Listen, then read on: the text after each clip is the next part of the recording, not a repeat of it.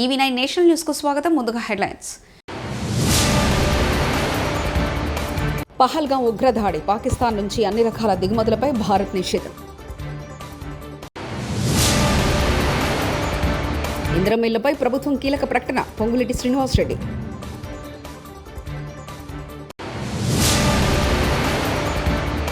$5,000 కోట్లు 2014-19 మధ్య అమరావతిలో ఏం నిర్మించారు?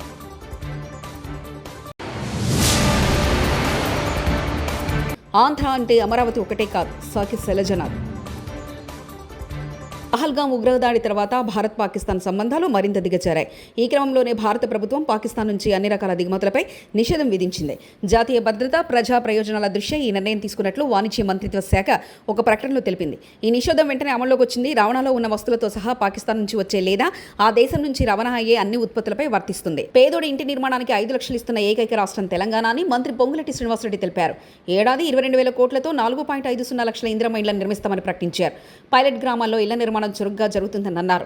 మిగిలిన గ్రామాల్లో లబ్ధిదారుల ఎంపిక కొద్ది రోజుల్లోనే పూర్తి చేస్తామని మంత్రి పొంగులేటి శ్రీనివాసరెడ్డి వెల్లడించారు. పెంచలకోన పెనుసీల లక్ష్మీనరసింహస్వామి ఆదిలక్ష్మి అమ్మవార్లను ఇవాళ శనివారం రాష్ట్ర దేవాదాయ ధర్మాదాయ శాఖ మంత్రి ఆనం రామనారాయణ రెడ్డి ఎమ్మెల్యే కురుగొండ్ల రామకృష్ణ దర్శించుకున్నారు. పెనుసీల లక్ష్మీనరసింహస్వామి బ్రహ్మోత్సవాలపై సమీక్షా సమావేశం నిర్వహించారు.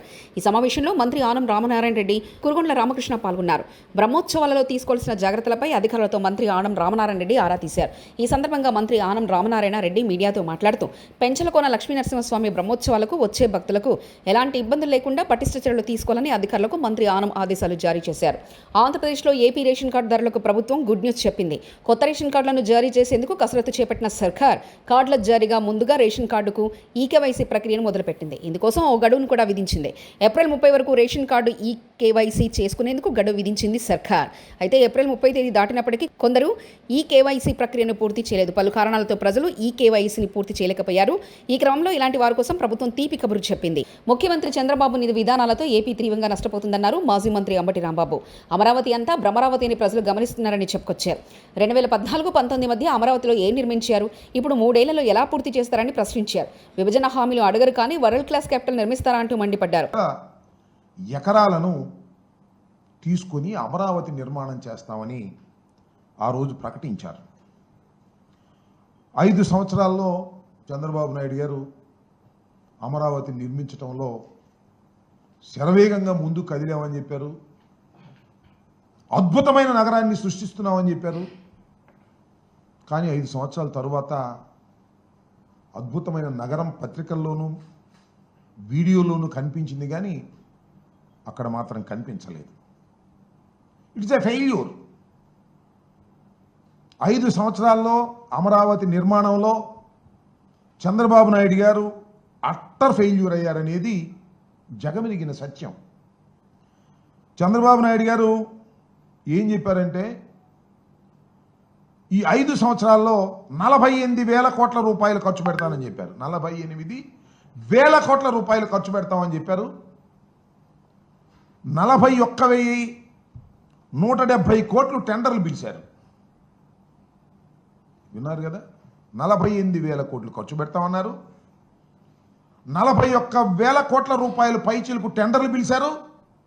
ఖర్చు పెట్టింది ఎంత అంటే 5,587.28 కోట్ల రూపాయలు ఖర్చు పెట్టారు. చెప్పిందేంటి, చేసిందేంటి చూస్తే మనకు అర్థమవుతుంది. 5 సంవత్సరాల్లో అట్టర్ ఫెయిల్యూర్ అయ్యి అమరావతి అనేది ఒక భ్రమరావతిగా చిత్రీకరించి చిత్తుగా ఓడిపోయినటువంటి సందర్భాన్ని ఇక్కడ గుర్తు చేసుకోవాల్సినటువంటి అవసరం ఉన్నది. ఇక్కడ ఒక విషయాన్ని నేను చెప్పదలుచుకున్నాను. వైఎస్ఆర్ కాంగ్రెస్ పార్టీ ఏదో అమరావతికి వ్యతిరేకమని, వరల్డ్ క్లాస్ క్యాపిటల్ని నిర్మిస్తుంటే కడుపు మంటతో మేము మాట్లాడుతున్నామనేటువంటి మాట పలుమార్లు చెప్తున్నారు. ఇది వాస్తవం కాదని చెప్పదలుచుకున్నాను. ఆంధ్రప్రదేశ్ విడిపోయింది, గాయపడి విడిపోయింది. రాజధాని లేదు. రాజధాని నిర్మాణానికి కేంద్రం పహల్గాం ఉగ్రదాడి తర్వాత భారత్ పాకిస్తాన్ సంబంధాలు మరింత దిగజారాయి. ఈ క్రమంలోనే భారత ప్రభుత్వం పాకిస్తాన్ నుంచి అన్ని రకాల దిగుమతులపై నిషేధం విధించింది. జాతీయ భద్రత, ప్రయోజనాల దృష్ట్యా ఈ నిర్ణయం తీసుకున్నట్లు వాణిజ్య మంత్రిత్వ శాఖ ఒక ప్రకటనలో తెలిపింది. ఈ నిషేధం వెంటనే అమల్లోకి వచ్చింది. రవాణాలో ఉన్న వస్తువులతో సహా పాకిస్తాన్ నుంచి వచ్చే లేదా ఆ దేశం నుంచి రవాణా అయ్యే అన్ని ఉత్పత్తులపై వర్తిస్తుంది. పోలవరాన్ని దీన్ని గాడిలో పెట్టడానికి రీస్టార్ట్ కార్యక్రమం ఆ రోజు 10 ఏళ్ల కిందట స్టార్ట్ 2015లో ఇదే అమరావతికి చాలా హేళనగా మాట్లాడారు. ఏం చేశాడు అని దాన్ని దృష్టిలో పెట్టుకొని 15లో మరియు ఈరోజు 10 ఏళ్ల తర్వాత రీస్టార్ట్ 25 దాన్ని మరొక 3 ఏళ్లలో ఫైనల్ చేసే బాధ్యత కూడా మా మోడీ గారిదే. ఈ విషయాన్ని స్పష్టంగా చెప్పినాడు. ఎన్ని వేల కోట్లైనా మేము ఆంధ్రప్రదేశ్ను వికసిత ఆంధ్రప్రదేశ్గా వికసిత భారత్లో భాగంగా చంద్రబాబు నాయుడు గారి యొక్క ఆధ్వర్యంలో మాత్రమే ఈ ఆంధ్రప్రదేశ్ బాగుపడుతుంది. గతంలో ఆయన గుజరాత్ సీఎంగా ఉన్నప్పుడు ఉమ్మడి ఆంధ్రప్రదేశ్కు ముఖ్యమంత్రిగా ఉన్న చంద్రబాబు నాయుడును గమనించిన తర్వాత ఏ విధంగా చేయాలా అనేది ఆయన నేర్చుకున్న తర్వాత ఇతను మాత్రమే చేయగలడు అని చెప్పిన తర్వాత అందులో ఇక్కడ ఎన్డీఏ కూటమి జనసేన తోడు పవన్ కళ్యాణ్ గారు ఉన్నారు. మేమున్నాం బీజేపీ తరఫున ఎంపీలము ఎమ్మెల్యేలము పార్టీ బలపడుతుంది. ఇక్కడ వికసిత కమలం కాబోతుంది. ఇక్కడ స్థానిక ఎన్నికలు రాబోతున్నాయి. నిన్న 58,000 కోట్లతో అందులో 49,000 కోట్లు ఓన్లీ అమరావతి, 9,000 కోట్లు వివిధ పథకాలు, 72 స్కీములు వరుసపెట్టి చదివినాడు. అదే కాకుండా పోలవరం రైతులకు ఉపయోగం, రాష్ట్రానికి ఉపయోగం. ఒకవైపు రైతులను, ఒకవైపు యువత, ఒకవైపు నారీ శక్తి. అమరావతి క్వాంటమ్ వ్యాలీ దేశానికి గర్వకారణం. AP biodiversity board chairman Neelayapalem Vijay Kumar media సమావేశం. కాబట్టి పూర్తిగా అందరికీ అవగతం కాలేదేమో, ఈ క్వాంటమ్ కంప్యూటింగ్ అనేది ప్రపంచంలో అత్యంత అధునాతనమైన టెక్నాలజీ.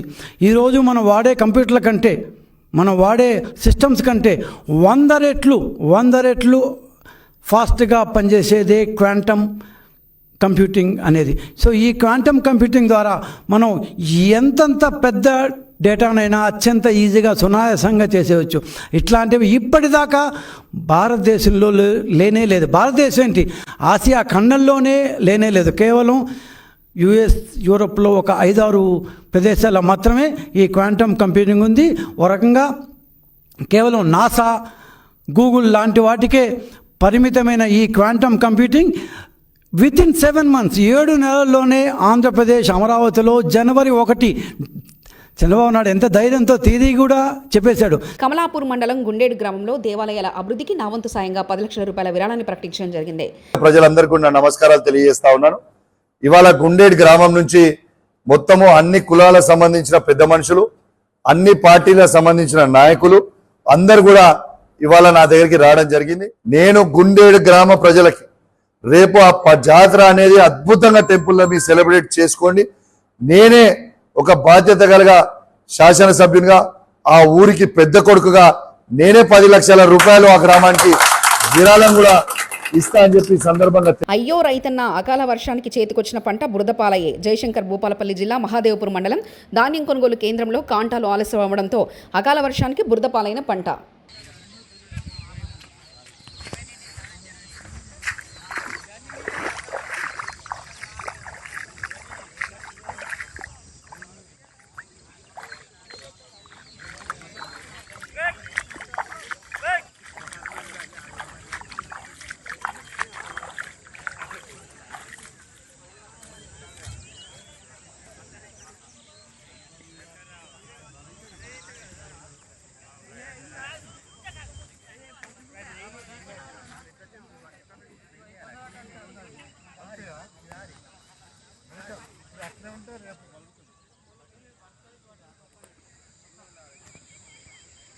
సూలూరుపేట నియోజకవర్గ కేంద్రం ఆర్ఎండ్బి గెస్ట్ హౌస్ దగ్గర శనివారం ఉదయం ధర్నా నిర్వహించి అనంతరం మీడియాతో మాట్లాడుతున్న కేంద్ర మాజీ మంత్రి కాంగ్రెస్ పార్టీ సీనియర్ నాయకుడు చింతామోహన్.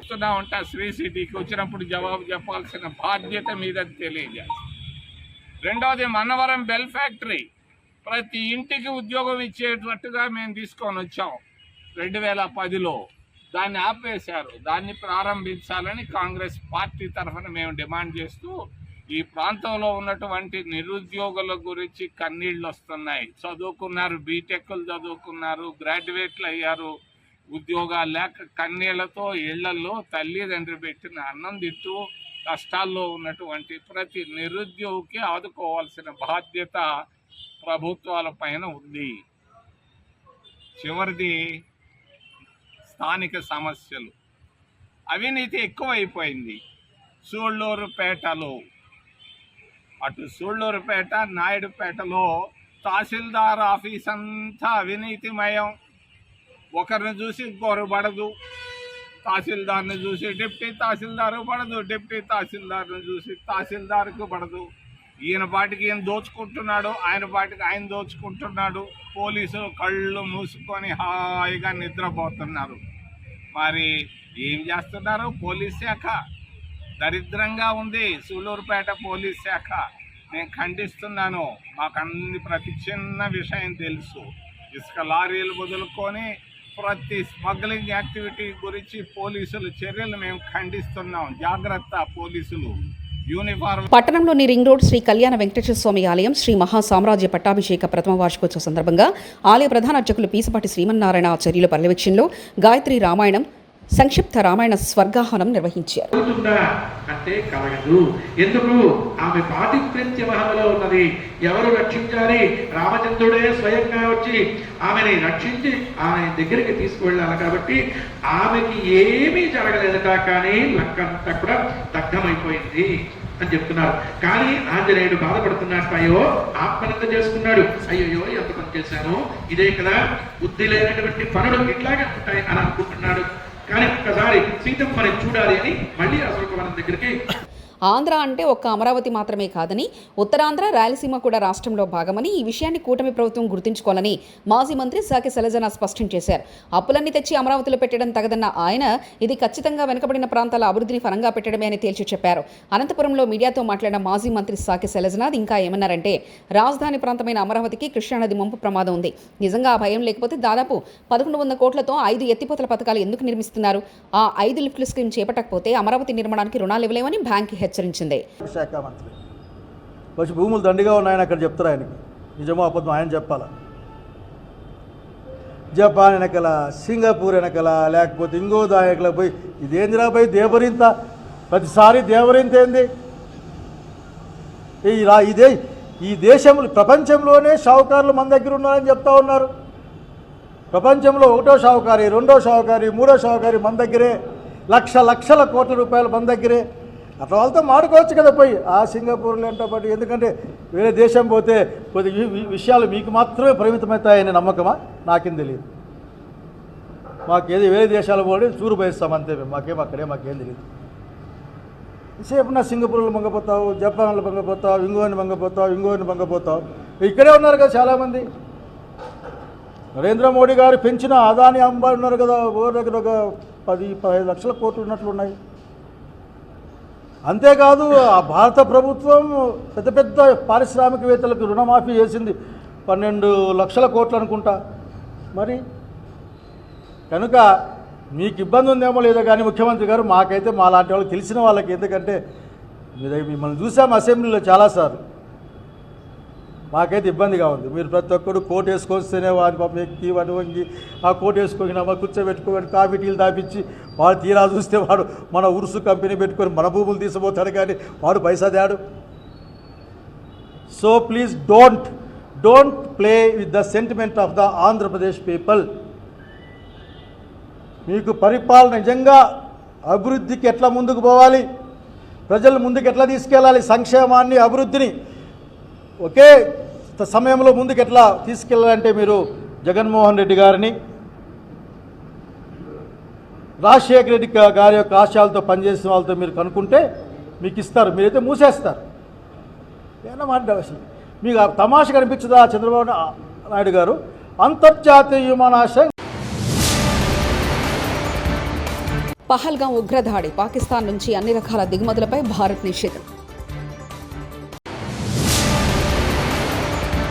ఇంద్రమిల్లపై ప్రభుత్వం కీలక ప్రకటన, పొంగులేటి శ్రీనివాసరెడ్డి.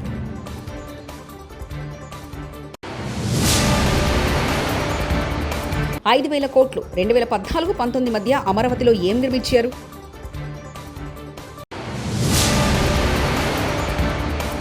ఆంధ్ర అంటే అమరావతి ఒకటే కాదు, సాకి శైలజనాథ్.